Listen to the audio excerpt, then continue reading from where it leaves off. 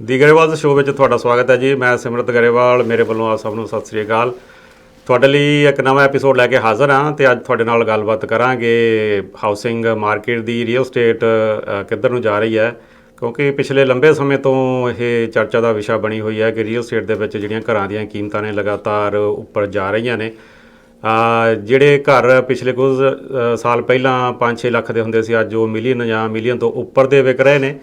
ਇਸੇ ਤਰ੍ਹਾਂ ਹੀ ਜਿਹੜੀ ਮਹਿੰਗਾਈ ਦਰ ਹੈ ਉਹ ਵੀ ਲਗਾਤਾਰ ਵੱਧ ਰਹੀ ਹੈ। ਸੋ ਕੋਵਿਡ ਤੋਂ ਬਾਅਦ ਬਹੁਤ ਸਾਰੀਆਂ ਚੀਜ਼ਾਂ ਜਿਹੜੀਆਂ ਚੇਂਜ ਹੋਈਆਂ ਨੇ। ਇੱਕ ਤਾਂ ਮਹਿੰਗਾਈ ਦਰ ਲਗਾਤਾਰ ਜਿਹੜੀ ਚਰਚਾ ਦਾ ਵਿਸ਼ਾ ਰਹੀ ਹੈ, ਅਤੇ ਦੂਸਰਾ ਜਿਹੜੀ ਘਰਾਂ ਦੀਆਂ ਕੀਮਤਾਂ ਚਰਚਾ ਦਾ ਵਿਸ਼ਾ ਰਹੀਆਂ ਨੇ ਕਿ ਜਿਹੜੇ ਘਰ ਨੇ ਉਹ ਲੈਣੇ ਆਮ ਬੰਦੇ ਦੀ ਅਫੋਰਡੇਬਿਲਿਟੀ ਤੋਂ ਲਗਾਤਾਰ ਬਾਹਰ ਹੁੰਦੇ ਜਾ ਰਹੇ ਨੇ।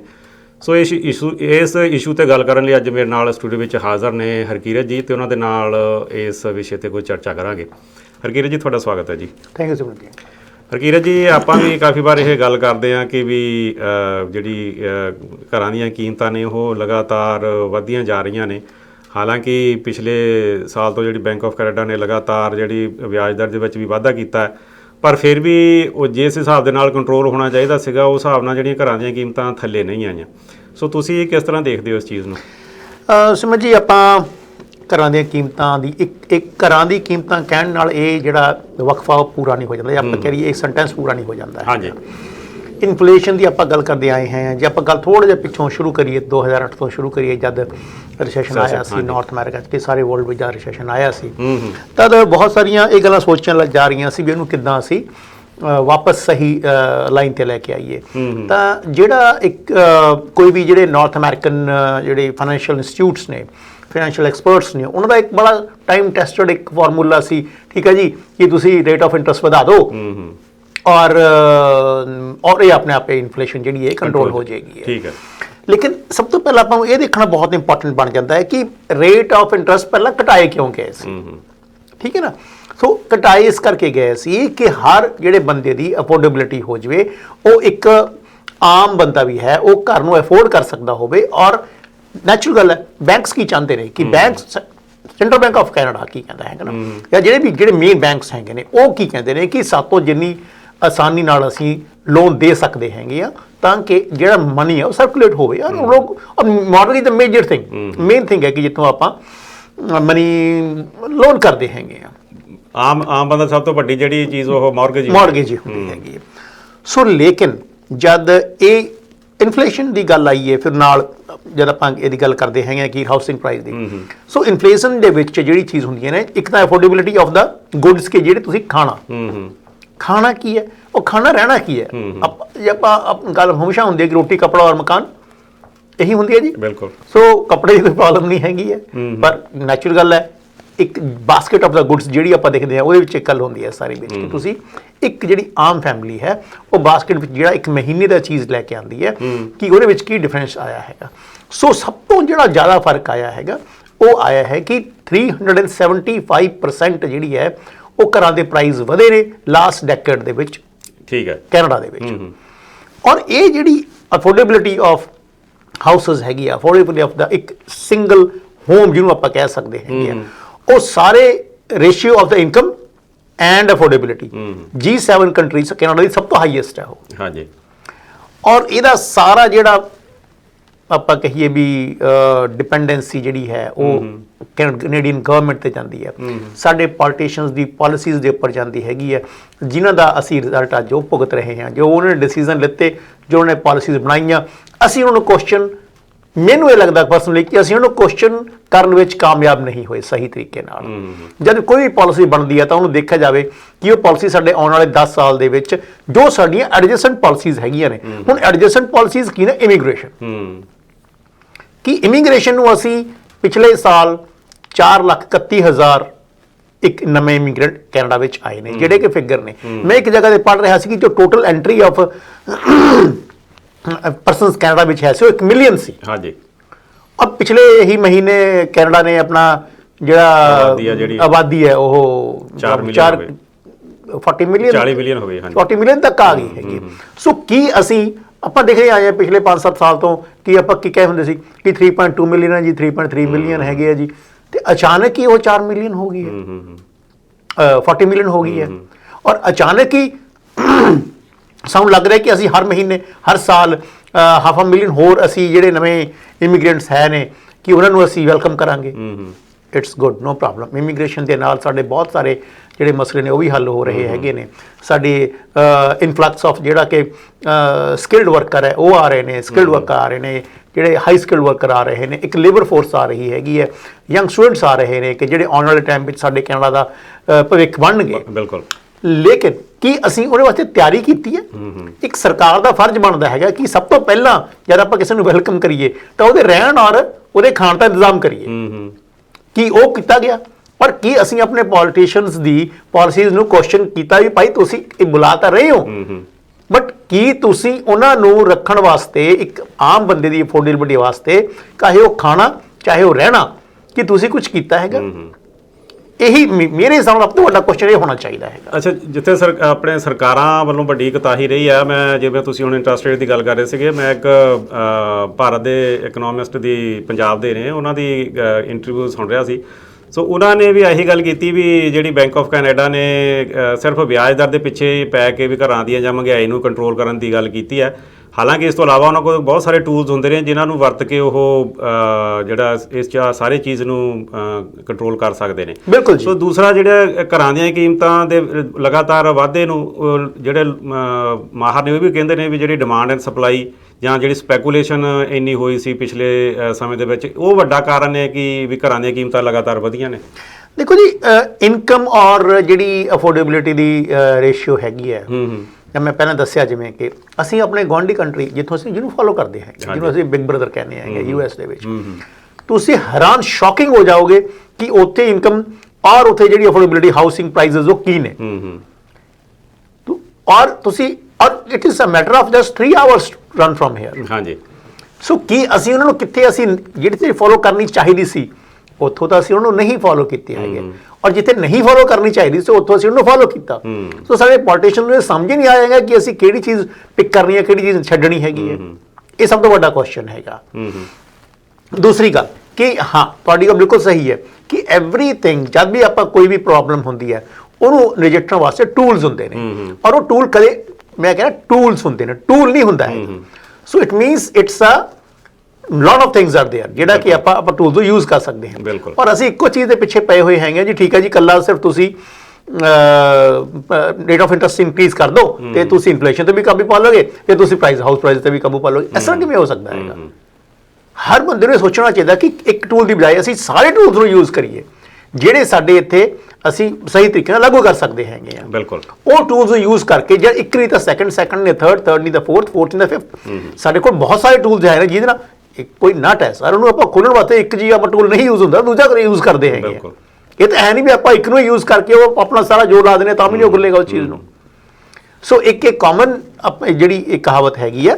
ਸੋ ਇਹ ਕਹਿਣ ਦਾ ਭਾਵ ਇਹ ਹੈ ਕਿ ਜੇ ਆਪਾਂ ਸਹੀ ਤਰੀਕੇ ਨਾਲ ਅੱਜ ਵੀ ਉਹਨੂੰ ਦੇਖ ਕੇ ਕਰਾਂਗੇ, ਔਰ ਅੱਜ ਵੀ ਜੇ ਅਸੀਂ ਵੈਲਕਮ ਕਰ ਰਹੇ ਹਾਂ 500,000, ਸਾਡੀ ਜੋ ਪ੍ਰੋਜੈਕਸ਼ਨਸ ਹੈ ਇਮੀਗ੍ਰੇਸ਼ਨ ਪ੍ਰੋਜੈਕਸ਼ਨਸ ਇਸ ਤਰ੍ਹਾਂ ਕਰ ਰਹੇ ਹਾਂ ਜੀ, ਠੀਕ ਹੈ ਜੀ, ਅਸੀਂ ਇੰਨੀ ਇਮੀਗ੍ਰੇਸ਼ਨ ਲੈ ਕੇ ਆ ਰਹੇ ਹਾਂ, ਨਵੇਂ ਸਭ ਕੁਝ ਲੈ ਕੇ ਆ ਰਹੇ ਹਾਂ, ਅਸੀਂ ਇਹ ਕਦੇ ਵੀ ਪ੍ਰੋਜੈਕਸ਼ਨ ਨਹੀਂ ਕਰਦੇ ਹੈਗੇ ਕਿ ਅਸੀਂ ਇੰਨੇ ਘਰ ਵੀ ਬਣਾ ਰਹੇ ਹੈਗੇ। ਮੈਂ ਇੱਕ ਆਰਟੀਕਲ ਪੜ੍ਹ ਰਿਹਾ ਜਿਹਦੇ ਵਿੱਚ ਇਹ ਦੇਖਿਆ ਸੀ, ਸ਼ਾਇਦ ਤੁਸੀਂ ਵੀ ਦੇਖਿਆ ਹੋਣਾ, ਕਿ ਕਿਹੜੀਆਂ ਚੀਜ਼ਾਂ ਹੈ ਨੇ ਕਿ ਹਾਊਸਿੰਗ ਡਿਮਾਂਡ ਐਂਡ ਸਪਲਾਈ ਉਹ ਇੱਕ ਚੀਜ਼ ਹੈ ਨਾ, ਕਿ ਡਿਮਾਂਡ ਇੰਨੀ ਹੋ ਰਹੀ ਹੈ, ਸਪਲਾਈ ਕਿਉਂ ਨਹੀਂ ਹੋ ਰਹੀ ਹੈਗੀ ਹੈ। ਇਹ ਬੜਾ ਵੱਡਾ ਕੁਐਸਚਨ ਹੈ ਨਾ, ਕਿਉਂਕਿ ਇਹ ਦੇਖੋ ਹੁਣ ਸਪਲਾਈ ਤਾਂ ਡਿਮਾਂਡ ਤਾਂ ਲਗਾਤਾਰ ਵਧਣੀ ਹੈ, ਕਿਉਂਕਿ ਜੇ ਇਮੀਗ੍ਰੇਸ਼ਨ ਹੋ ਰਹੀ ਹੈ ਹੁਣ ਬਹੁਤ ਸਾਰੇ ਮਾਹਰ ਨੇ ਜਾਂ ਅਲੱਗ-ਅਲੱਗ ਜਿਹੜੇ ਮਿਊਨਿਸਪੈਲਿਟੀਜ਼ ਦੇ ਮੇਅਰ ਨੇ ਉਹ ਵੀ ਇਹ ਗੱਲਾਂ ਕਰਦੇ ਨੇ ਕਿ ਸਾਨੂੰ ਹੋਰ ਘਰਾਂ ਦੀ ਲੋੜ ਹੈ। ਤੇ ਬਹੁਤੀ ਵਾਰੀ ਇਹ ਵੀ ਕਿਹਾ ਜਾਂਦਾ ਹੈ ਵੀ ਜਿਹੜੀ ਰੈੱਡ ਟੇਪ ਹੈ ਜਾਂ ਜਿਹਨੇ ਜ਼ੋਨਿੰਗ ਬਾਏ ਲਾਜ਼ ਨੇ ਉਹ ਬੜੇ ਲੰਬਾ ਸਮਾਂ ਲੈ ਜਾਂਦੇ ਨੇ ਜਿਹੜੀਆਂ ਨਵੀਆਂ ਕੰਸਟਰਕਸ਼ਨ ਨੂੰ ਅਪਰੂਵ ਕਰਨ ਦੇ ਲਈ। ਬਿਲਕੁਲ ਜੀ। ਇੱਕ ਆਮ ਜਿਹੜਾ ਕੈਨੇਡੀਅਨ ਹੈਗਾ, ਜਿਹੜਾ ਆਮ ਕੈਨੇਡੀਅਨ ਹੈ, ਯੰਗ ਕੈਨੇਡੀਅਨ ਹੈ, 30s ਦੇ ਵਿੱਚ ਕੈਨੇਡੀਅਨ ਹੈ, ਉਹ ਕਹਿੰਦੇ 36% ਆਫ ਦਾ ਕੈਨੇਡੀਅਨਸ ਨੇ ਜਿਹੜੇ ਯੰਗ ਕੈਨੇਡੀਅਨ ਉਹਨੇ ਸੁਪਨਾ ਹੀ ਛੱਡ ਦਿੱਤਾ ਕਿ ਅਸੀਂ ਘਰ ਲੈ ਪਾਵਾਂਗੇ। They are moving with their parents. ਔਰ ਇਹ ਇੱਕ ਕੈਨੇਡਾ ਦਾ ਇੱਕ ਕਲਚਰ ਸੀ ਕਿ ਜਦ ਹੀ ਬੱਚਾ 18-20 ਸਾਲ ਦਾ ਹੁੰਦਾ ਸੀ, they use to go into a small dwelling, ਉਹ ਆਪਣੇ ਮਾਪ ਤੋਂ ਅਲੱਗ ਰਹਿਣ ਲੱਗ ਜਾਂਦੇ ਸੀ। ਉਹਨੂੰ ਇੱਕ ਛੋਟੀ ਜਿਹੀ ਪਲੇਸ ਲੋਡ ਹੁੰਦੀ ਸੀ, around they are happy in living with 500 square feet ਇੱਕ ਛੋਟੀ ਡਵੈਲਿੰਗ ਦੇ ਵਿੱਚ। ਬਿਲਕੁਲ। ਜਿਹਦੇ 'ਚ ਉਹਨਾਂ ਦੀ ਸਫਾਈ, ਜਿਹਦੇ 'ਚ ਉਹਦਾ ਅਫੋਰਡੇਬਿਲਿਟੀ ਜਿਹੜੀ ਉਹਦੇ ਕੰਟਰੋਲ ਵਿੱਚ ਹੈ ਉਸ ਚੀਜ਼ ਦੇ ਵਿੱਚ। ਅੱਛਾ ਹਰਕੀਰਤ ਜੀ, ਆਪਾਂ ਇੱਕ ਛੋਟੀ ਜਿਹੀ ਬ੍ਰੇਕ ਲੈ ਲੈਂਦੇ, ਉਸ ਤੋਂ ਬਾਅਦ ਇਸ ਚਰਚਾ ਨੂੰ ਇਸੇ ਤਰ੍ਹਾਂ ਹੀ ਜਾਰੀ ਰੱਖਾਂਗੇ ਜੀ। ਇੱਕ ਛੋਟੀ ਜਿਹੀ ਬ੍ਰੇਕ, ਉਸ ਤੋਂ ਬਾਅਦ ਫਿਰ ਤੁਹਾਡੇ ਲਈ ਲੈ ਕੇ ਹਾਜ਼ਰ ਹੁੰਦੇ ਹਾਂ ਦਾ ਗਰੇਵਾਲ ਸ਼ੋ।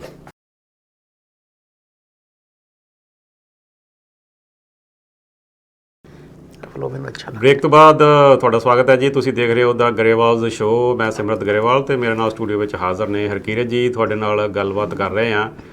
ਘਰਾਂ ਦੀਆਂ ਕੀਮਤਾਂ ਦੇ ਵਿੱਚ ਜਿਹੜਾ ਲਗਾਤਾਰ ਵਾਧਾ ਹੋ ਰਿਹਾ ਹੈ, ਪਰ ਪਿਛਲੇ ਲੰਬੇ ਸਮੇਂ ਤੋਂ ਪਿਛਲੇ ਕੁਝ ਸਮੇਂ ਤੋਂ ਜਿਹੜਾ ਪਿਛਲੇ ਸਾਲ ਤੋਂ ਜਿਹੜੀ ਬੈਂਕ ਆਫ ਕੈਨੇਡਾ ਨੇ ਲਗਾਤਾਰ 8-9 ਵਾਰ ਜਿਹੜਾ ਵਿਆਜ ਦਰ ਵਧਾਇਆ ਹੈ, ਉਸ ਦੇ ਬਾਵਜੂਦ ਵੀ ਮਹਿੰਗਾਈ ਦਰ ਨੂੰ ਕਿਸ ਹੱਦ ਤੱਕ ਕੁਝ ਜਿਹੜਾ ਫਰਕ ਤਾਂ ਪਿਆ, ਪਰ ਜਿਹੜੀਆਂ ਘਰਾਂ ਦੀਆਂ ਕੀਮਤਾਂ ਨੇ ਆਮ ਬੰਦੇ ਦੀ ਅਫੋਰਡੇਬਿਲਟੀ ਵਿੱਚ ਅਜੇ ਵੀ ਨਹੀਂ ਆਈਆਂ, ਅਜੇ ਵੀ ਜਿਹੜੀਆਂ ਉਹਨਾਂ ਦੀ ਅਫੋਰਡੇਬਿਲਟੀ ਤੋਂ ਬਾਹਰ ਨੇ।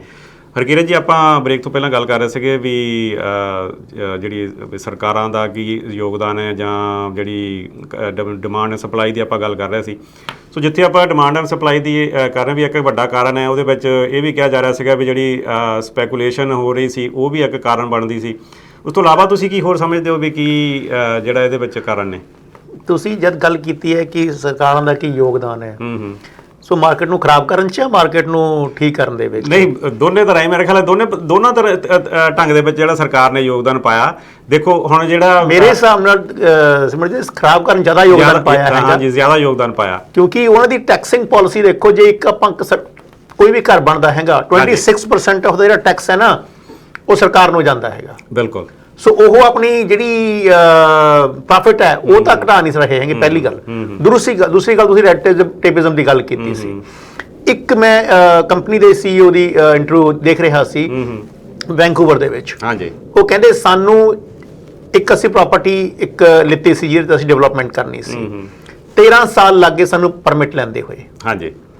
ਸੋ ਮੈਂ ਤਾਂ ਇਹ ਸੋਚਦਾ ਸੀ ਕਿ ਥਰਡ ਵਰਲਡ ਕੰਟਰੀਜ਼ ਦੇ ਵਿੱਚ ਹੀ ਜਿਹੜੀ ਰੈਡ ਟੇਪਿਜ਼ਮ ਹੁੰਦੀ ਹੈ, ਪਲੱਸ ਬਿਊਰੋਕਰੇਟਸ ਜਿਹੜੇ ਹੈਂਪਰ ਕਰਦੇ ਨੇ। ਬਟ ਇਹ ਤਾਂ ਮੈਂ ਪਹਿਲੀ ਵਾਰ ਇਹ ਦੇਖਿਆ ਕਿ ਜੇ ਇੱਥੇ ਇਹ ਹਾਲ ਹੈ ਤਾਂ ਫਿਰ ਤੁਸੀਂ ਕਿੱਦਾਂ ਇੱਕ ਆਮ ਜਿਹੜਾ ਬੰਦਾ ਉਹਨੂੰ ਫਾਈਲ ਨੂੰ ਪਈਏ ਨਹੀਂ ਨਾ ਲਾਏ ਹੋਣੇ, ਉਹ ਤਾਂ ਹੀ ਫਾਈਲ ਜਿਹੜੀ ਕੀੜੀ ਦੀ ਤੋੜ ਤਾਂ ਖੈਰ ਹਜੇ ਆਪਾਂ ਨੂੰ ਪਤਾ ਨਹੀਂ ਲੱਗੀ ਪਈਏ ਉਹਦੇ ਲੱਗਣ ਲੱਗੇ ਸ਼ੁਰੂ ਹੋਏ ਨੇ ਕਿ ਨਹੀਂ ਹੈਗੇ ਨੇ। ਬਟ ਮੈਂ ਇਹ ਚੀਜ਼ ਕਹਿਣੀ ਸ਼ੁਰੂ ਦੱਸਣਾ ਚਾਹਾਂਗਾ ਕਿ ਇੱਕ ਉਹਦੀ ਇਹ ਜਿਹੜੀ ਸਟੇਟਮੈਂਟ ਸੀ, ਉਹ ਕਹਿੰਦਾ ਕਿ 13 ਸਾਲ ਬਾਅਦ ਸਾਨੂੰ ਹਜੇ ਵੀ ਪਰਮਿਟ ਮਿਲਿਆ ਉਸ ਚੀਜ਼ ਨੂੰ, ਕਲੀਅਰੈਂਸ ਤੋਂ ਬਾਅਦ, ਸਾਰਾ ਕੁਝ ਤੋਂ ਬਾਅਦ, ਤਾਂ ਕਿ ਅਸੀਂ ਇਸ ਪ੍ਰਾਪਰਟੀ ਨੂੰ ਡਿਵੈਲਪ ਕਰ ਸਕਦੇ ਹੋਈਏ। ਔਰ ਉੱਥੇ ਇੱਕ ਹੋਰ ਜਿਹੜੀ ਇੱਕ ਛੋਟੀ ਜਿਹੀ ਕਮਿਊਨਿਟੀ ਸੀ ਜਿਹੜੇ ਕਿ ਉਹਦੇ ਵੀ ਇੱਕ ਜਿਹੜਾ ਰਿਪੋਰਟਰ ਸੀ ਉਹ ਲੈਣ ਗਿਆ ਉਹਨਾਂ ਦੀ ਇੰਟਰਵਿਊ। ਉਹ ਕਹਿ ਰਿਹਾ ਸੀ, ਜਿਹੜਾ ਉਹਦਾ ਮੇਅਰ ਉੱਥੇ ਦਾ, ਕਿ ਅਸੀਂ ਜਿਹੜੀਆਂ ਡਿਵੈਲਪਮੈਂਟ ਆਫ ਦਾ ਹਾਊਸਸ ਜਿਹੜਾ ਕੀਤਾ ਸੀ, ਉਹਦਾ ਜਿਹੜਾ ਸਾਰਾ process of the getting all the permit ਸਾਰਾ ਕੁਝ ਕਰਕੇ ਅਸੀਂ ਉਹਨੂੰ 4 ਤੋਂ 6 ਮਹੀਨੇ ਤੋਂ 8 ਮਹੀਨੇ ਵਿੱਚ ਕਰ ਦਿੱਤਾ ਸੀ। ਸੋ ਜਿਹੜਾ ਇੱਕ ਤੁਸੀਂ ਸਪੈਕੂਲੇਸ਼ਨ ਦੀ ਗੱਲ ਕੀਤੀ ਹੈ, ਹੁਣ ਉਹਨੂੰ ਪ੍ਰਮੋਟ ਕਿਵੇਂ ਕਰਦੇ ਹੈਗੇ ਇਸ ਚੀਜ਼ ਨੂੰ ਕਿ ਆਪਾਂ ਕਿਸੇ ਇੱਕ ਬੰਦੇ ਨੂੰ ਕਹਿ ਰਹੇ ਹਾਂ ਕਿ ਠੀਕ ਹੈ ਜੀ ਅੱਜ ਆਪਾਂ ਇੱਕ ਘਰ ਲੈ ਲਓ, ਤੁਸੀਂ ਅੱਜ ਬੁੱਕ ਕਰਾ ਲਓ, ਵਿਦਨ ਜਦ ਤੱਕ ਉਹ ਘਰ ਵਿਕੇਗਾ ਤੁਹਾਡਾ ਅਸੀਂ ਤੁਹਾਨੂੰ 20-25% ਅਸੀਂ ਵਧਾ ਕੇ ਉਹਨੂੰ ਦੇਵਾਂਗੇ। ਹੁਣ ਕੋਈ ਵੀ ਬੰਦਾ ਹੈ ਤਾਂ ਉਹ ਦੇਖੋ ਹਿਊਮਨ ਬੀਇੰਗ, ਆਪਾਂ ਹਿਊਮਨ ਨੇਚਰ ਹੈ, ਰਾਈਟ। ਅਸੀਂ ਜੇ ਸਾਨੂੰ ਲੱਗਦਾ ਹੋਏਗਾ ਵੀ ਜੇ ਅਸੀਂ ਕੋਈ ਵੀ $1 ਮਿਲੀਅਨ ਹੈ ਸਪੋਜ਼, ਆਪਾਂ ਜੇ ਆਪਾਂ ਨੂੰ 4 ਮਿਲੀਅਨ 4 ਮਹੀਨੇ 6 ਮਹੀਨੇ 8 ਮਹੀਨੇ ਸਾਲ ਦੇ ਵਿੱਚ ਜੇ ਅਸੀਂ 2 ਲੱਖ ਵੱਧ ਜਾਂਦਾ ਹੈਗਾ, ਇਦੋਂ ਵਧੀਆ ਸਾਡਾ ਕੀ ਹੋ ਸਕਦਾ ਹੈ? ਬਿਲਕੁਲ। So it depends how do you present the things. ਅਸੀਂ ਜੇ ਕਿਸੇ ਨੂੰ ਇਦਾਂ ਪ੍ਰੈਜ਼ੈਂਟ ਕਰਾਂਗੇ ਤਾਂ ਡੈਫੀਨੇਟਲੀ ਜਿਨ੍ਹਾਂ ਕੋਲ ਉਹ ਫਿਰ ਅਨਮਨੇ ਢੰਗ ਦੇ ਨਾਲ ਉਹ ਤਰੀਕਿਆਂ ਦੇ ਨਾਲ ਜਿਹੜੇ ਤਰੀਕੇ ਨਹੀਂ ਵੀ ਯੂਜ਼ ਕਰਨੇ ਹੈਗੇ, ਉਹਦੇ ਨਾਲ ਵੀ ਉਹ ਪੈਸਾ ਲਾ ਕੇ ਉਸ ਚੀਜ਼ ਪੈਸਾ ਲਾਏਗਾ। ਲੇਕਿਨ ਉਹਦੇ ਵਿੱਚ ਗਵਰਨਮੈਂਟ ਨੂੰ ਚਾਹੀਦਾ ਸੀ ਕਿ ਕਿਤੇ ਨਾ ਕਿਤੇ ਉਹ ਦੇਖਦੇ ਕਿ ਸਪੈਕੂਲੇਸ਼ਨਸ ਨੂੰ, ਡਿਮਾਂਡ ਨੂੰ, ਸਪਲਾਈ ਨੂੰ, ਇਹ ਸਾਰੀਆਂ ਚੀਜ਼ਾਂ ਨੂੰ ਇੱਕ ਵਾਰ ਦੇਖ ਕੇ ਉਹਨਾਂ ਨੂੰ ਬੈਲੈਂਸ ਕਰਕੇ ਚੱਲਦੇ ਤਾਂ ਜ਼ਿਆਦਾ ਬਿਹਤਰ ਤਰੀਕੇ 'ਚ ਕੰਮ ਹੋ ਸਕਦਾ ਹੈਗਾ ਸੀ। ਦੂਸਰੀ ਗੱਲ ਕਿ ਜੇ 26% ਉਹਨਾਂ ਕੋਲ ਜੇ ਕੋਈ ਵੀ ਕਮਿਊਨਿਟੀ ਹੈ ਜਾਂ ਕੋਈ ਵੀ ਮਿਊਨਿਸਪੈਲਿਟੀ ਹੈ ਤਾਂ ਇੰਨਾ ਜ਼ਿਆਦਾ ਵੱਡਾ ਕੈਨੇਡਾ ਹੈ, ਜੇ ਆਪਾਂ ਨੂੰ ਡਿਵੈਲਪ ਕਰਨ ਦੀ ਗੱਲ ਕਰਦੇ ਜਿੰਨਾ ਮਰਜ਼ੀ ਡਿਵੈਲਪ ਕਰ ਸਕਦੇ ਹੈਗੇ ਆ। ਸੋ ਜ਼ੋਨਿੰਗ ਦੀ ਬਹੁਤ ਤਗੜੀ ਪ੍ਰੋਬਲਮ ਹੈ ਕਿ ਕਿਤੇ ਕੀ ਚੀਜ਼ ਬਣਨੀ ਹੈ, ਕਿਤੇ ਕੀ ਚੀਜ਼ ਨਹੀਂ ਬਣਨੀ ਹੈਗੀ ਹੈ। ਔਰ ਫਿਰ ਉਹ ਜ਼ੋਨਿੰਗ ਕਿੰਨੀ ਦੇਰ 'ਚ ਅਪਰੂਵ ਹੁੰਦੀ ਹੈ, ਕਿੰਨੀ ਪ੍ਰਕਾਰ ਦੀ ਜ਼ੋਨਿੰਗ ਹੈਗੀਆਂ ਨੇ, ਇਹ ਸਾਰੀ ਚੀਜ਼ਾਂ ਨੂੰ ਹੋਣਾ ਚਾਹੀਦਾ। ਠੀਕ ਹੈ, ਬਟ ਇਟਸ ਵੈਰੀ ਇੰਪੋਰਟੈਂਟ ਕਿ ਅਸੀਂ ਉਹਨੂੰ ਸਹੀ ਤਰੀਕੇ ਨਾਲ ਡਿਵੈਲਪ ਕਰ ਰਹੇ ਹੈਗੇ, ਲੇਕਿਨ ਇਹਦਾ ਮਤਲਬ ਇਹ ਤਾਂ ਨਹੀਂ ਹੈਗਾ ਕਿ ਅਸੀਂ ਡਿਵੈਲਪ ਹੀ ਨਾ ਕਰੀਏ। ਹਾਂਜੀ। ਹੁਣ ਦੇਖੋ ਪਿਛਲੇ ਸਮੇਂ ਦੇ ਵਿੱਚ ਹੁਣ ਜ਼ੋਨਿੰਗ ਦੀ ਤੁਸੀਂ ਗੱਲ ਕੀਤੀ ਆ, ਸੋ ਪਿਛਲੇ ਸਮੇਂ ਦੇ ਵਿੱਚ ਤੁਸੀਂ ਵੀ ਇਹ ਜਿਹੜੀ ਖਬਰਾਂ ਦੇ ਵਿੱਚ ਦੇਖੀ ਹੋਣੀ ਆ ਇਹ ਨਿਊਜ਼ ਕਿ ਅੰਟਾਰੀਓ ਸਰਕਾਰ ਨੇ ਜਦੋਂ ਗੱਲ ਕੀਤੀ ਸੀ ਵੀ ਜਿਹੜੀਆਂ ਗ੍ਰੀਨ ਸਪੇਸਿਸ ਨੇ ਉਹਨਾਂ ਨੂੰ ਉਹਨਾਂ ਦੀ ਜ਼ੋਨਿੰਗ ਚੇਂਜ ਕਰਕੇ ਉੱਥੇ ਹੁਣ ਜਿਹੜੀਆਂ ਬਿਲਡਿੰਗਸ ਜਾਂ ਘਰ ਬਣਾਏ ਜਾਣਗੇ।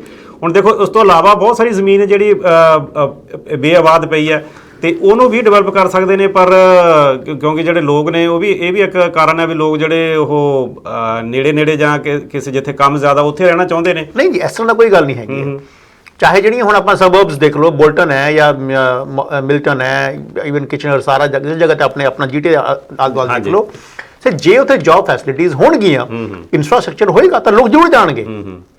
ਸੋ ਪਹਿਲਾਂ ਇਨਫਰਾਸਟ੍ਰਕਚਰ ਡਿਵੈਲਪ ਕਰਨਾ ਪੈਣਾ, ਫਿਰ ਹੀ ਲੋਕ ਜਾਣਗੇ ਨਾ। ਇਹ ਤਾਂ ਹੈਗਾ ਨਹੀਂ ਕਿ ਲੋਕ ਚਲੇ ਜਾਣ ਤੇ ਜੇ ਲੋਕ ਜਾਣਗੇ ਕਿੱਥੇ, ਫਿਰ ਇਨਫਰਾਸਟ੍ਰਕਚਰ ਤੁਸੀਂ ਡਿਵੈਲਪ ਕਰੋਗੇ। ਔਰ ਦੂਸਰੀ ਬਾਤ ਹੈ, ਇੱਕ ਆਪਾਂ ਸਿੰਪਲ ਗੱਲ ਕਰਦੇ ਹੈਗੇ। ਮੈਂ ਤੁਹਾਨੂੰ ਇੱਕ ਐਗਜ਼ਾਮਪਲ ਦਿੰਦਾ। 3 ਸਾਲ ਪਹਿਲਾਂ ਲਾਓ ਜੀ, 3 ਸਾਲ ਪਹਿਲਾਂ 4 ਲੱਖ ਬੰਦਾ ਜਾਂ 3.5 ਲੱਖ ਬੰਦਾ ਕੈਨੇਡਾ ਵਿੱਚ ਆਇਆ। 3 ਇਅਰਸ ਬਾਅਦ ਉਹ ਬੰਦਾ ਸਿਟੀਜ਼ਨਸ਼ਿਪ ਦੇ ਕਾਬਿਲ ਹੋ ਗਿਆ, ਜਾਂ ਜਿਹੜਾ ਬੰਦਾ ਇੱਕ ਵਰਕ ਪਰਮਿਟ ਤੇ ਆਇਆ ਉਹ PR ਦੇ ਕਾਬਿਲ ਹੋ ਗਿਆ। ਹੁਣ 3 ਸਾਲ ਬਾਅਦ ਤਾਂ ਉਹ ਬੰਦਾ ਸੋਚੇਗਾ ਨਾ ਕਿ ਮੈਂ ਇੱਕ ਘਰ ਬਾਏ ਕਰਾਂ।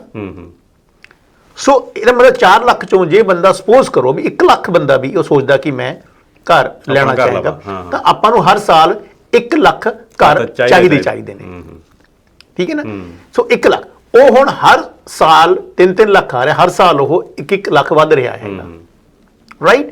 ਔਰ ਦੂਸਰੀ ਗੱਲ ਹੈ ਕਿ ਜਿਹੜੇ ਵੀ ਥਰਡ ਵਰਲਡ ਕੰਟਰੀ ਚੋਂ ਆ ਰਹੇ ਨੇ ਉਹ ਆਪਣੇ ਘਰਾਂ ਚੋਂ ਆ ਰਹੇ ਨੇ। ਉਹ ਘਰ ਸੀ ਜਿਹੜੇ ਘਰ ਪੇਡ ਆਫ ਸੀ। ਉਹਨਾਂ ਦਾ ਇੱਕ ਸੁਪਨਾ ਹੁੰਦਾ ਕਿ ਇੱਥੇ ਆ ਕੇ ਆਪਣਾ ਸਭ ਤੋਂ ਪਹਿਲਾਂ ਘਰ ਲੈਣ, ਜਿਸ ਤਰ੍ਹਾਂ ਮਰਜ਼ੀ, ਚਾਹੇ ਉਹ ਅਫੋਰਡ ਕਰ ਸਕਦੇ ਨੇ, ਚਾਹੇ ਉਹ ਨਹੀਂ ਅਫੋਰਡ ਕਰ ਸਕਦੇ ਹੈਗੇ ਨੇ। ਸੋ ਇੱਕ ਮੈਂਟੈਲਿਟੀ ਜਿਹੜੀ ਹੈ ਉਹ ਲੈ ਕੇ ਆ ਰਹੇ ਨੇ। ਸਾਨੂੰ ਉਹ ਸਾਈਕੋਲੋਜੀ ਨੂੰ ਸਮਝਣਾ ਪੈਣਾ ਹੈਗਾ ਸਰਕਾਰ ਨੂੰ ਪਾਲਿਸੀ ਬਣਾਉਣ ਤੋਂ ਪਹਿਲਾਂ, ਕਿ ਜਿਸ ਤਰ੍ਹਾਂ ਦੇ ਅਸੀਂ ਬੰਦੇ ਬੁਲਾ ਰਹੇ ਹਾਂ, ਜਿਸ ਤਰ੍ਹਾਂ ਦੇ ਅਸੀਂ ਬਾਹਰੋਂ ਲੋਕ ਆ ਰਹੇ ਨੇ, ਉਹਨਾਂ ਦਾ ਮੈਂਟਲ ਲੈਵਲ ਕੀ ਹੈ, ਮੈਂਟਲ ਸੋਚ ਕੀ ਹੈ, ਕਿਸ ਤਰ੍ਹਾਂ ਦਾ ਕਲਚਰ ਕੀ ਹੈ, ਔਰ ਉਹਨਾਂ ਨੂੰ ਕਲਚਰ ਨੂੰ ਕੈਨੇਡੀਅਨ ਕਲਚਰ ਦੇ ਵਿੱਚ ਕਿੱਦਾਂ ਢਾਲਣਾ ਹੈ। That is the most important thing. ਜੇ ਤੁਸੀਂ ਡਿਵਰਸੀਫਿਕੇਸ਼ਨ ਦੀ ਗੱਲ ਕਰਦੇ ਹੋ ਤੇ ਕੱਲ ਨੂੰ ਫਿਰ ਇਸ ਤਰ੍ਹਾਂ ਹੋਊਗਾ ਕਿ ਹਰ ਬੰਦਾ ਆਪਣਾ ਆਪਣਾ ਕਲਚਰ ਯੂਜ਼ ਕਰੂਗਾ, ਤਾਂ ਕੈਨੇਡਾ ਦਾ ਕਲਚਰ ਕਿੱਥੇ ਰਹਿ ਜਾਊਗਾ? ਜਿਹੜੀ ਚੀਜ਼ ਵਾਸਤੇ ਕੈਨੇਡਾ ਨੋਨ ਸੀ ਉਹ ਤਾਂ ਖਤਮ ਹੋ ਗਿਆ ਨਾ। ਸੋ ਜਿਸ ਚੀਜ਼ ਦੀ ਐਂਥੈਂਟਿਸਿਟੀ ਖਤਮ ਹੋ ਜਾਂਦੀ ਹੈਗੀ ਹੈ, ਜਿਸ ਚੀਜ਼ ਦੀ ਸੋਲ ਚਲੀ ਜਾਂਦੀ ਹੈਗੀ ਹੈ, ਉਹ ਫਿਰ ਕਦੀ ਜ਼ਿਆਦਾ ਦੇਰ ਕੋਈ ਵੀ ਚੀਜ਼ ਜਿੰਦਾ ਨਹੀਂ ਰਹਿੰਦੀ ਹੁੰਦੀ ਹੈਗੀ ਹੈ। ਸੋ ਇਸ ਕਰਕੇ ਜਦ ਮੈਂ ਜਿਹੜੇ ਸਾਡੇ ਪਾਲਿਸੀ ਮੇਕਰ ਨੇ ਉਹਨਾਂ ਨਾਲ ਜ਼ਰੂਰ ਗੱਲ ਕਰਨੀ ਚਾਹਾਂਗਾ ਕਿ ਐਟਲੀਸਟ ਤੁਹਾਡੀਆਂ ਆਪਾਂ ਤਾਂ ਵੀ use to think 10 years 15 years 20 years ahead। ਉਹ ਕਿੱਥੇ ਗਿਆ ਸਾਰਾ ਕੁਝ? ਕਿ ਅਸੀਂ ਇੱਕ ਸਿੰਪਲ ਚੀਜ਼ ਨੂੰ, ਇੱਕ ਹਾਊਸਿੰਗ ਕ੍ਰਾਈਸਿਸ ਨੂੰ ਕੰਟਰੋਲ ਨਹੀਂ ਕਰ ਪਾ ਰਹੇ, ਰਿਜ਼ੋਲਵ ਨਹੀਂ ਕਰ ਪਾ ਰਹੇ ਹੈਗੇ। ਔਰ ਮੈਨੂੰ ਲੱਗਦਾ ਨਹੀਂ ਕਿ ਆਉਣ ਵਾਲੇ ਟਾਈਮ ਦੇ ਵਿੱਚ ਜਿਸ ਤਰ੍ਹਾਂ ਇਹ ਗੱਲ ਹੋ ਰਹੀ ਹੈਗੀ ਹੈ ਕਿ ਜਿੰਨੇ ਵੀ ਡਿਵੈਲਪਮੈਂਟ ਪ੍ਰੋਜੈਕਟ ਮੈਂ ਦੇਖ ਰਿਹਾ ਸੀ ਪਿਛਲੇ 1.5 ਸਾਲ ਪਹਿਲਾਂ, ਉਹ ਹੁਣ ਸਾਰੇ ਹਾਲਟ ਪਏ ਨੇ। ਘਰਾਂ ਦੇ ਚਾਹੀਦਾ ਹੈਗਾ ਆਪਾਂ ਨੂੰ ਸਿੰਗਲ ਡਵੈਲਿੰਗ ਘਰ, ਚਾਹੀਦੇ ਹੈਗੇ ਨੇ ਆਪਾਂ ਨੂੰ ਕਿ ਅਫੋਰਡੇਬਲ ਹਾਊਸਿੰਗ, ਆਪਾਂ ਬਣਾ ਰਹੇ ਹਾਂ ਆਪਾਂ ਡਿਟੈਚ ਹੋਮਸ। ਸੋ ਸਾਨੂੰ ਪਤਾ ਹੀ ਨਹੀਂ ਅਸੀਂ ਕਿਸ ਪਾਸੇ ਜਾ ਰਹੇ ਹਾਂ। ਨਾਲੇ ਇੱਕ ਬਹੁਤ ਵੱਡਾ ਇਹ ਵੀ ਇਸ਼ੂ ਹੈ ਹਰਕੀਰਤ ਜੀ, ਵੀ ਸਰਕਾਰ ਵੱਲੋਂ ਜਿਹੜੀ ਅਫੋਰਡੇਬਲ ਹਾਊਸਿੰਗ ਲਈ ਬਿਲਕੁਲ ਧਿਆਨ ਨਹੀਂ ਦਿੱਤਾ ਜਾ ਰਿਹਾ। ਜਿੰਨੇ ਵੱਡੇ ਪੱਧਰ ਤੇ ਜੋ ਅੱਜ ਦੇ ਹਾਲਾਤ ਨੇ ਪੂਰੇ ਕੈਨੇਡਾ ਦੇ ਵਿੱਚ, ਕਿਉਂਕਿ ਰਿਸੈਸ਼ਨ ਵੀ ਕਿਹਾ ਜਾ ਰਿਹਾ ਹੈ ਆਇਆ ਹੋਇਆ, ਕਿ ਅਫੋਰਡੇਬਲ ਹਾਊਸਿੰਗ ਉਸ ਮਾਤਰਾ ਦੇ ਵਿੱਚ ਨਹੀਂ ਬਣ ਰਹੀ ਜਿੰਨੀ ਵੱਡੀ ਮਾਤਰਾ ਦੇ ਵਿੱਚ ਜਿਹੜੀ ਗਿਣਤੀ ਦੇ ਵਿੱਚ ਅਫੋਰਡੇਬਲ ਹਾਊਸਿੰਗ ਦੀ ਲੋੜ ਹੈ। ਸੋ ਸਰਕਾਰ ਇਸ ਵੱਲੋਂ ਵੀ ਕੋਤਾਹੀ ਹੈ, ਸਰਕਾਰ ਵੱਲੋਂ ਵੀ, ਕਿ ਉਹਨਾਂ ਨੇ ਇਸ ਵੱਲ ਧਿਆਨ ਹੀ ਨਹੀਂ ਦਿੱਤਾ। ਮੈਨੂੰ ਲੱਗਦਾ ਵੀ ਆਰ ਇਨ ਰਿਸੈਸ਼ਨ, ਲੇਕਿਨ ਸਾਨੂੰ ਦੱਸਿਆ ਨਹੀਂ ਜਾ ਰਿਹਾ ਹੈਗਾ। ਸਾਨੂੰ ਪ੍ਰੈਜ਼ੈਂਟ ਇਦਾਂ ਕੀਤਾ ਜਾ ਰਿਹਾ ਹੈਗਾ ਜੀ ਅਸੀਂ ਕੋਈ ਪ੍ਰੋਬਲਮ ਹੀ ਨਹੀਂ ਹੈਗੀ, ਲੇਕਿਨ ਟੈਕਨੀਕਲੀ ਦੇਖਿਆ ਜਾਵੇ ਤਾਂ ਤੁਸੀਂ ਸਭ ਦੇਖੋ ਨਾ ਅਫੋਰਡੇਬਿਲਿਟੀ ਕੀ ਹੈ। ਬਿਲਕੁਲ, ਜੋ ਬਾਹਰ ਦੇ ਹਾਲਾਤ ਨੇ, ਜੋ ਜੌਬਸ ਦੇ ਹਾਲਾਤ ਨੇ, ਜੋ ਸਭ ਚੀਜ਼ਾਂ ਦੇ ਹਾਲਾਤ ਨੇ, ਤੁਸੀਂ ਦੋ ਸਟੈਟਸ ਜੋ ਕਹਿੰਦੇ ਨੇ ਹੋਰ ਨੇ, ਲੇਕਿਨ ਜੋ ਗਰਾਊਂਡ ਰਿਐਲਿਟੀ ਦੇ ਬਿਲਕੁਲ ਡਿਫਰੈਂਟ ਮੈਂ ਦੇਖਦਾ ਕਈ ਗੱਲਾਂ ਤੇ ਉਹ। ਸੋ ਕਿਤੇ ਨਾ ਕਿਤੇ ਇਹਦੇ 'ਚ ਸਾਨੂੰ ਓਨੈਸਟਲੀ ਸਾਨੂੰ ਅੰਦਰ ਝਾਕ ਕੇ ਦੇਖਣਾ ਪੈਣਾ ਆਪਣੇ ਗਰੀਬਾਨ ਦੇ ਕਿ ਕੀ ਅਸੀਂ ਜੋ ਕਰ ਰਹੇ ਹਾਂ ਕਿ ਵਾਕਈ ਸਰਕਾਰ ਨੂੰ ਖਾਸ ਕਰਕੇ ਕਿ ਜੋ ਅਸੀਂ ਆਪਣੇ ਸਿਟੀਜ਼ਨਸ ਨਾਲ ਕਰ ਰਹੇ ਹਾਂ, ਜੋ ਅਸੀਂ ਆਮ ਪਬਲਿਕ ਨੂੰ ਦਿਖਾ ਰਹੇ ਹਾਂ ਕਿ ਉਹ ਵਾਕਈ ਸੱਚ ਹੈ, ਕਿ ਅਸੀਂ ਟਰੁੱਥ ਦਿਖਾ ਰਹੇ ਹਾਂ, ਕਿ ਸੱਚਾਈ ਅਸੀਂ ਦੱਸ ਰਹੇ ਹੈਗੇ ਆ। ਔਰ ਆਮ ਬੰਦੇ ਨੂੰ ਵੀ ਚਾਹੀਦਾ ਕਿ ਉਹ ਹੰਬਲੀ ਆਪਣੀ ਓਨੈਸਟਲੀ ਸਰਕਾਰ ਨੂੰ ਪੁੱਛੇ ਔਰ ਉਹਨਾਂ ਦੀ ਪਾਲਿਸੀਜ਼ ਬਾਰੇ ਉਹਨੂੰ ਕੁਐਸਚਨ ਕਰਨਾ ਚਾਹੀਦਾ ਹੈਗਾ। This is how it should be resolved. ਅੱਛਾ ਹਰਕੀਰਤ ਜੀ, ਇੱਕ ਗੱਲ ਬੜੀ ਇਹ ਵੀ ਚਰਚਾ ਵਿੱਚ ਆਉਂਦੀ ਹੈ ਕਿ ਕੈਨੇਡਾ ਜਿਹੜਾ ਹਮੇਸ਼ਾ ਹੀ ਅਮਰੀਕਾ ਨੂੰ ਫੋਲੋ ਕਰਦਾ, ਜੋ ਅਮਰੀਕਾ ਦੇ ਵਿੱਚ ਜੋ ਪਾਲਿਸੀਜ਼ ਨੇ, ਜੋ ਡਿਸੀਜਨ ਉੱਥੇ ਬਣਦੇ ਨੇ, ਬਹੁਤੀ ਵਾਰੀ ਉਹਨਾਂ ਨੂੰ ਹੀ ਫੋਲੋ ਕੀਤਾ ਜਾਂਦਾ ਹੈ। ਹੁਣ ਜਿਵੇਂ ਵਿਆਜ ਦਰ ਦੀ ਉਹਦੀ ਲੈ ਲਓ, ਉਹਦੇ ਵਿੱਚ ਵੀ। ਪਰ ਜੇ ਹੁਣ ਘਰਾਂ ਦੀ ਗੱਲ ਕਰੀਏ ਤਾਂ ਉੱਥੇ ਘਰ ਕੈਨੇਡਾ ਨਾਲੋਂ ਕਿਤੇ ਵੱਧ ਸਸਤੇ ਨੇ। ਸੋ ਕੀ ਤੁਹਾਨੂੰ ਲੱਗਦਾ ਵੀ ਇਹ ਸਹੀ ਫੈਸਲਾ ਕੈਨੇਡੀਅਨ ਸਰਕਾਰ ਦਾ ਜਾਂ ਕੈਨੇਡੀਅਨ ਲੋਕਾਂ ਦਾ ਕਿ ਜਿਹੜਾ ਅਮਰੀਕਾ ਨੂੰ ਫੋਲੋ ਕਰਦੇ ਨੇ? ਨਹੀਂ ਜੀ, ਬਿਲਕੁਲ ਨਹੀਂ ਹੈਗਾ। ਦੇਖੋ, ਮੈਂ ਜਦ ਵੀ ਦੇਖਦੇ ਚਾਹੇ ਉਹ ਇਮੀਗ੍ਰੇਸ਼ਨ ਤੇ ਆਪਾਂ ਇੱਕ ਲੰਬਾ ਪ੍ਰੋਗਰਾਮ ਕਰਾਂਗੇ ਹਾਂਜੀ। ਨੈਕਸਟ ਵੀਕ ਆਪਾਂ ਡਿਟੇਲ ਉਹਦੇ ਬਾਰੇ ਕਿ ਆਉਣ ਵਾਲੇ ਟਾਈਮ ਵਿੱਚ ਹੋਣ ਵਿੱਚ ਔਰ ਕਿਹੜੇ ਕੰਟਰੀਜ਼ ਖਾਸ ਕਰ ਆਸਟ੍ਰੇਲੀਆ, ਨਿਊਜ਼ੀਲੈਂਡ ਔਰ ਇੰਗਲੈਂਡ, ਹਾਂਜੀ, ਯੂਕੇ, ਕੈਨੇਡਾ ਬਹੁਤ ਸਾਰੀਆਂ ਚੀਜ਼ਾਂ ਨੂੰ ਇਹਨਾਂ 3 ਕੰਟਰੀਜ਼ ਨੂੰ ਫੋਲੋ ਕਰਦਾ ਹੈਗਾ ਬਹੁਤ ਜ਼ਿਆਦਾ। ਹਾਂਜੀ। ਮੇਨਲੀ ਜਿਹੜੀ ਗੱਲ ਹੈਗੀ ਇਮੀਗ੍ਰੇਸ਼ਨ ਨੂੰ, ਦੇਖੋ ਆਪਾਂ ਗੱਲ ਕਰੀਏ ਆਸਟ੍ਰੇਲੀਆ ਦੀ ਗੱਲ ਕਰੀਏ, ਨਿਊਜ਼ੀਲੈਂਡ ਦੀ ਗੱਲ ਕਰੀਏ, ਯੂਕੇ ਦੀ ਗੱਲ ਕਰੀਏ, ਬਹੁਤ ਚੀਜ਼ਾਂ ਉਹਨਾਂ ਨੇ ਸਾਲ 2 ਸਾਲ ਪਹਿਲਾਂ ਕੀਤੀਆਂ ਸੀ, ਅੱਜ ਉਹਨਾਂ ਨੇ ਕੈਨੇਡਾ ਹੁਣ ਉਹਨੂੰ ਫੋਲੋ ਕਰ ਰਿਹਾ ਹੈ। ਈਵਨ ਹਾਊਸਿੰਗ ਮਾਰਕੀਟ ਜਿਵੇਂ ਇਹਨਾਂ ਨੇ ਵਧਾਈ ਹੈ, ਸਹੀ ਕੰਟਰੋਲ ਕੀਤੀ ਹੈ ਆਸਟ੍ਰੇਲੀਆ ਨੇ, ਕੈਨੇਡਾ ਉਹਨਾਂ ਨੂੰ ਉਹਨੂੰ ਫੋਲੋ ਕਰਨਾ ਚਾਹੀਦਾ। ਸੋ ਸਾਨੂੰ ਬਹੁਤ ਸਾਰੀਆਂ ਚੀਜ਼ਾਂ ਵਿੱਚੋਂ ਜੋ ਸਹੀ ਚੀਜ਼ ਹੈ ਉਹ ਪਿਕ ਕਰਨੀ ਚਾਹੀਦੀ ਹੈਗੀ। ਬਿਲਕੁਲ, ਦੈਟਸ ਅ ਮੇਜਰ ਥਿੰਗ। ਸੋ ਮੈਂ ਸਿਰਫ ਇਹਨੂੰ ਕੰਕਲੂਡ ਜੋ ਕਰਨਾ ਚਾਹਾਂਗਾ ਉਹ ਇਸ ਕਰਕੇ ਕਰਨਾ ਚਾਹਾਂਗਾ ਕਿ ਡੈਫੀਨੇਟਲੀ ਆਪਾਂ ਕ੍ਰਾਈਸਿਸ ਵਿੱਚੋਂ ਹੈ, ਲੇਕਿਨ ਉਹ ਚੋਂ ਨਿਕਲਣ ਵਾਸਤੇ ਸਰਕਾਰ ਨੂੰ ਆਪਣੀ ਪਾਲਿਸੀਜ਼ ਨੂੰ ਦੁਬਾਰਾ ਰੀਵੈਂਪ ਕਰਨਾ ਚਾਹੀਦਾ ਹੈਗਾ, ਦੁਬਾਰਾ ਉਹਨੂੰ ਦੇਖਣਾ ਚਾਹੀਦਾ ਵੀ ਅਸੀਂ ਗਲਤੀ ਕਿੱਥੇ ਕਰ ਰਹੇ ਹੈਗੇ ਆ, ਔਰ ਆਮ ਜਨਤਾ ਨੂੰ ਵੀ ਕੁਐਸਚਨੇਬਲ ਉਹਨੂੰ ਕੁਐਸਚਨ ਕਰਨਾ ਚਾਹੀਦਾ ਹੈਗਾ ਕਿ ਤੁਸੀਂ ਇਸ ਤਰ੍ਹਾਂ ਨਹੀਂ ਤਾਂ ਇਸ ਤਰ੍ਹਾਂ ਹੋਣਾ ਚਾਹੀਦਾ ਹੈਗਾ। ਡੈਫੀਨੇਟਲੀ ਇਸ ਤੇ ਰਿਸਰਚ ਹੋਣੀ ਚਾਹੀਦੀ ਹੈ, ਮਾਹਿਰ ਬੈਠੇ ਨੇ, we have got the best of the minds in the world. ਬਿਲਕੁਲ। ਸੋ ਜੇ ਅਸੀਂ ਉਹਦਾ ਅੱਜ ਫਾਇਦਾ ਨਹੀਂ ਲਵਾਂਗੇ ਤਾਂ ਫਿਰ ਕਦ ਲਵਾਂਗੇ ਉਸ ਚੀਜ਼ ਦਾ।